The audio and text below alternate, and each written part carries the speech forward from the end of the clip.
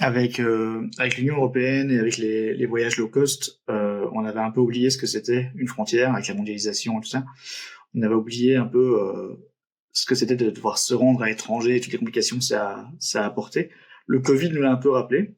Voilà, on s'est un peu souvenu ce que c'était de devoir quitter son pays et faire toutes les formalités possibles pour aller rencontrer des gens et pour se confronter au monde extérieur. Et pour ce qui est plus marquant comme frontière pour nous, pour notre génération en tout cas, c'était sans doute le mur de Berlin, qui était une frontière physique, imposante, importante, qui coupait non seulement le monde en deux, mais qui coupait aussi un pays en deux, une ville en deux et des familles en deux, un peuple en deux, et c'était une barrière quasiment infranchissable pour beaucoup. Mais ce qui est intéressant, c'est que justement que certaines personnes l'ont franchi.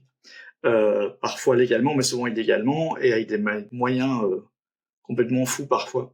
Donc c'est une histoire qui est intéressante, parce que c'est comment l'homme se surpasse pour arriver à atteindre un but logiquement inaccessible. Donc toutes les histoires qui concernent le mur de Berlin sont très intéressantes et sont assez passionnantes, puis c'est vraiment le cœur, le centre de la guerre froide et de l'espionnage.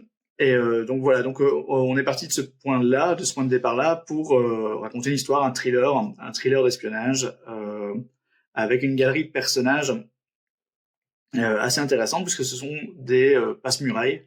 Ce sont des gens qui passent d'un côté à l'autre du mur de Berlin, un peu comme ils le veulent, entre guillemets, avec des moyens bien particuliers, chacun pour ses propres raisons, d'ailleurs, pour de la contrebande, ou pour faire passer des gens, ou juste parce qu'ils sont tirés par les plaisirs d'un côté ou de l'autre, de l'Est ou de l'Ouest, mais plus de l'Ouest, évidemment.